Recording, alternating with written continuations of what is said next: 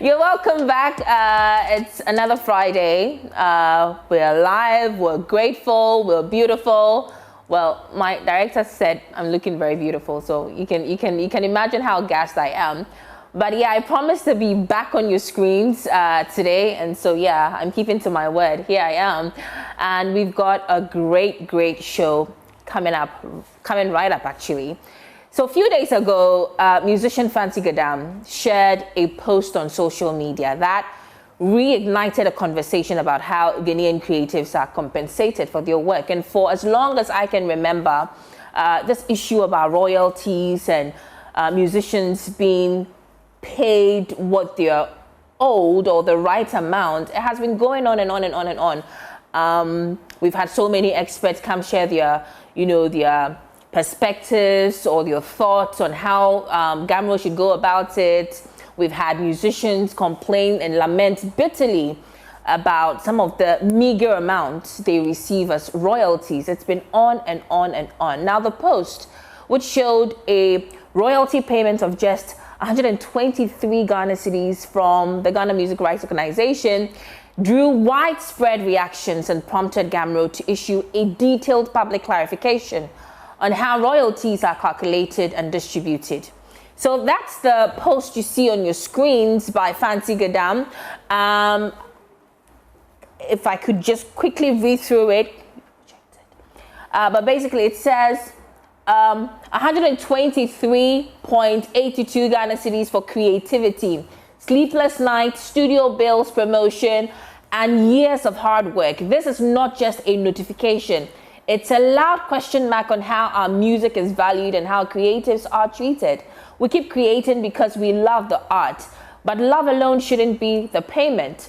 GHAMRO, you can do better. And he adds a snapshot of the money he received. Says payments received for 123.82 pesos from Ghana Music Rights Organization. We don't see the rest of the message. But this morning, we're joined by Fancy Gadam himself, not to just respond to GHAMRO's explanation, but to share his perspective. But before we get to him, let's also take a look at GHAMRO's response, because we need to, also highlight their response. So it's quite a lengthy response, but I'm going to summarize the salient bit for you. So basically, they acknowledge Fancy Gadam's concern. They recognize his contribution and say they appreciate his creativity and investment. Then they clarify what GHAMRO actually pays for. Now, they say that GHAMRO's mandate covers publishing-related royalties. So that's performance, broadcast, mechanical, and synchronization. Now, they say they are governed by Copyright Act 2005, Act 690. They do not pay digital master or sound recording royalties. So that means that royalties from DPS like Spotify, Apple Music, Boomplay, and AudioMac, it goes directly to the owners of the master recording. And so if the artist is the owner of the master recording, they receive the royalties straight from the streaming platforms. And then says if Fancy Gadam obviously owns, the master recordings of his songs, definitely he's going to be receiving those royalties. Then they say publishing royalties equals only about 50 to 20% of total streaming revenue, and that 80 to 85% is master recording income outside GHAMRO's scope. And so even if a song is popular online, GHAMRO can only distribute a small fraction of that income. Now, here is the most important bit of their explanation, if you ask me. They say that over 90% of broadcasting networks in Ghana are non-compliant. So they don't pay royalties. So as in TV stations that play music videos and whatnot, they ought to pay royalties to GHAMRO, and they do not. They're non-compliant. Also, it says live performances, they're supposed to be taking royalties from event organizers that, use the music or the songs of artists, people coming to perform on there and everything. They need to take royalties from them, but it depends on the valid licensing of event, accurate program returns, and proper registration of works. And so these I mean, are the concerns they also raised in, you know, responding to Fancy Gadam's lamentation. But now let's go to Fancy and have a conversation with him. Fancy, thank you so much for joining us. Thank you so much. Thank you so much. Awesome. So before we get into the technicalities of, you know, the story, I want you to walk us through that moment when you got that notification from GHAMRO, like, and you saw that it was just 123 Ghana cedis. How were you feeling like?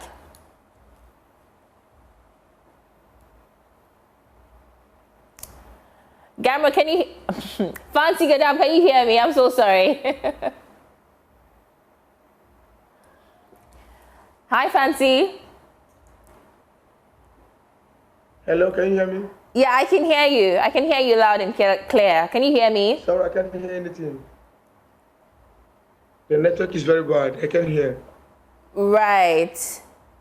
Okay, so let's take a quick breather here to fix, you know, the technical issues we're you know, facing now, and we'll be back with more.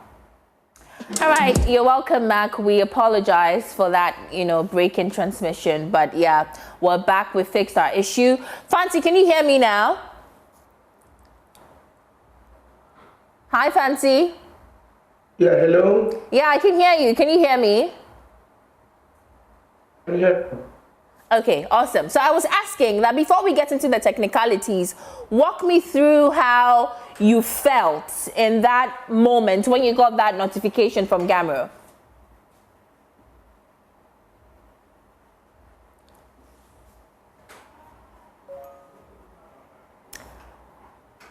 Oh dear. We seem to be having issues with our Zoom this morning, and so let's do some other stories, and then obviously when we get is he back? I see him on the screens now. Fancy, is your network okay now? Oh dear. All right.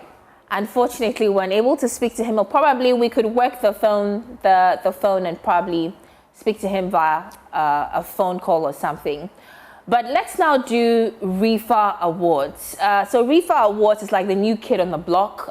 It's a new, you know, film festival and awards that happened over the weekend. It was beautiful, first of its kind. It was, you know, put together by Selassie Ibrahim. You know Selassie Ibrahim, you know, veteran actress. She's done a little bit of governance as well. And she's back with RIFA. And it's beautiful. Over the weekend, we saw great stars from around the world, specifically Africa. A lot of Nigerian actresses and actors were in attendance. I saw Osasi Gadaro. I saw Patience Ozoko, RMD. The list were endless. And they had a very, very beautiful event that saw the vice president in attendance. It saw businessman Ibrahim Mahama as well in attendance. Becky was there and has filed this report. For yourselves. And then we're going to take it a bit further because this is the maiden edition. Delights of the Regal Film Festival and the World shone bright at the Palm Convention Center, celebrating the best of African cinematography. The event, which was preceded by a 4-day festival of film screenings, master classes, and networking, appears to have lived up to expectations as organizers were praised for successfully launching a platform that recognizes outstanding talent and fosters creative exchange and industry growth. Recognition can never be underestimated. Recognition, it encourages the spirit, the creative man in man, if you know what I mean. Africa has a voice now.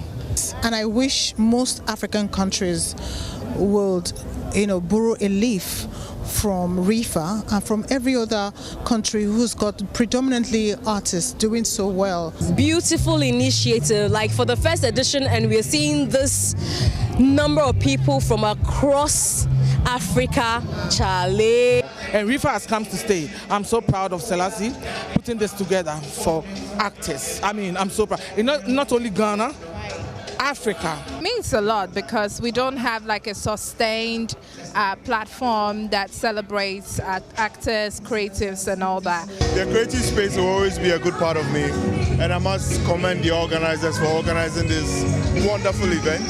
And I hope and pray that today we have a very good night. And I hope and pray that this festival grows and grows and it becomes, the talk of Africa. All right, so like I said, it was a beautiful, fine event, and you can see for yourself, beautiful people, beautiful event. We hope for a better experience next year for the RIFA Awards. Let's go back to our first story that had to do with musician Fancy Gadam, lamenting about his royalties as being paid by GHAMRO. GHAMRO has responded. We want to really get his response to the response. So, hi Fancy, I believe you can hear me now. Yeah, I can hear you. Awesome. So, GHAMRO has responded to your concerns. Have you seen the response? Have you read through it? Yeah.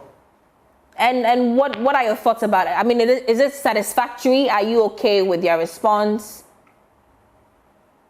Oh, I was just disappointed that I got 123 feet. And looking at how we, because I think to how they explain how they take their royalties, because I know sometimes they take for like, when we rent things where the song, and I also heard them say, they only take publishing rights. Yeah, that's true. But I strongly believe that they can still do better.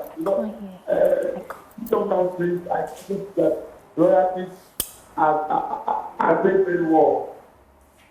Yeah, that's what I believe. Right. So I would just urge the leaders to put in the work and then make sure. I mean, Fancy, I'm not sure I get a sense of satisfaction to what you think of that, statement. But they make a number of detailed explanations. They talk about the fact that they do not handle royalties that come from master recordings. And for royalties as such, it goes straight to the owners of the master recording, which is you. Prior to this detailed explanation they have given, what were your thoughts about the royalty system in our country?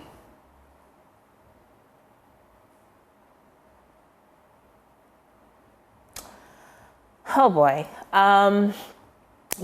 Looks like we've lost Fancy.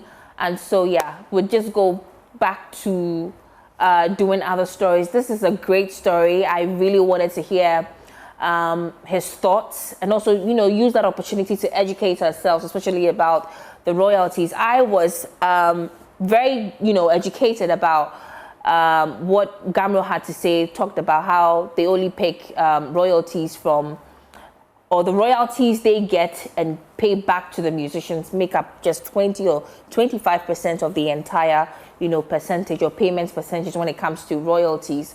And I found that really interesting. I really wanted his perspective on it. Plus, he's been touring the northern region. I wanted to really know from him what necessitated his decision to tour the northern region. I know he's done Bolga, he's done Wa, whether or not he hopes to extend the tour to other parts or other regions in the country.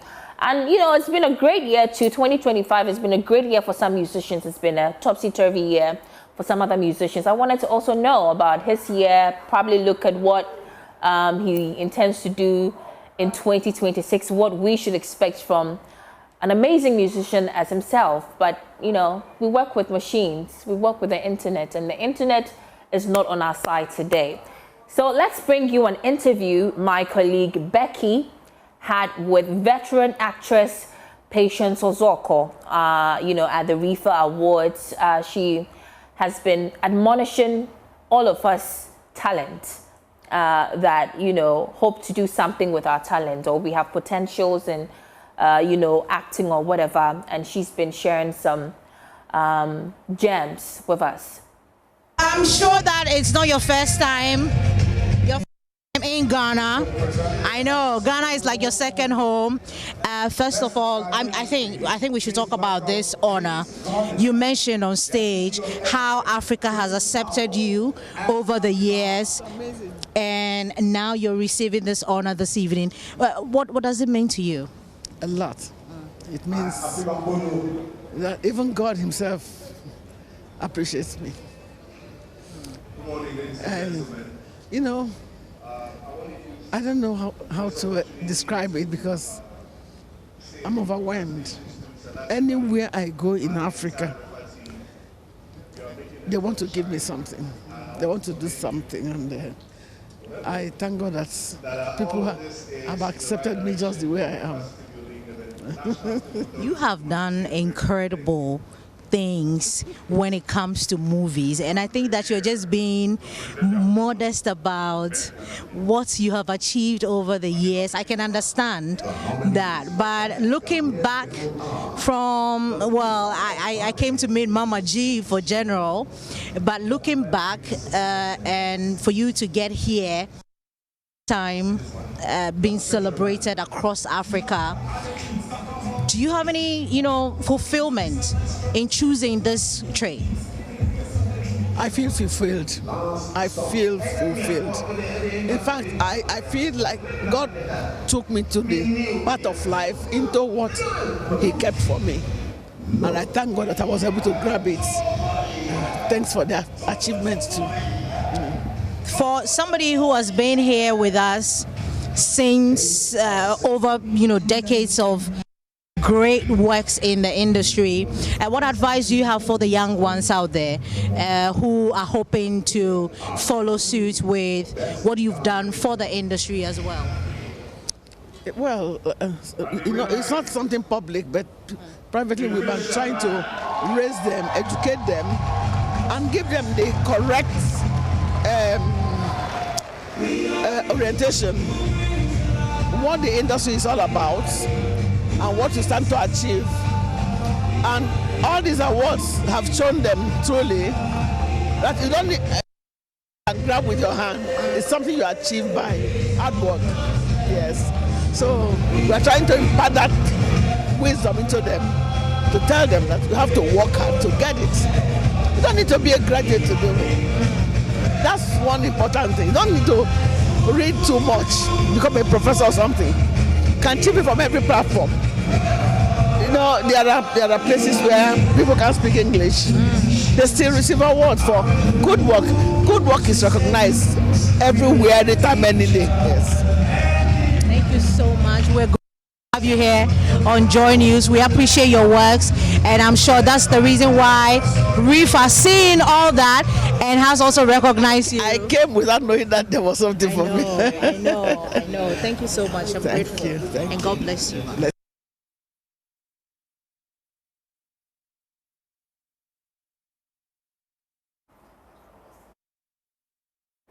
So that's the beautiful Patience Ozoko. She's managed to put a smile on my face on a very bad day for me when it comes to the show. I'm not too happy that I wasn't able to bring you the show I planned for you. But yeah, I've got beef with the internet. Serious beef. Anyway, she was inducted into the Hall of Fame of the RIFA Awards, and that's what Becky kept referring to. She is a phenomenal actress, and I'm happy she was honored in a big way, like she was at the RIFA Awards. Like I said, we are hoping to see a better RIFA. That's not to say it wasn't good. It was excellent. For a maiden edition, it was really, really good. We want to see more of what we saw next year, hopefully. And that's it. On that note, that's it for our show today. I'm really not happy. Up next.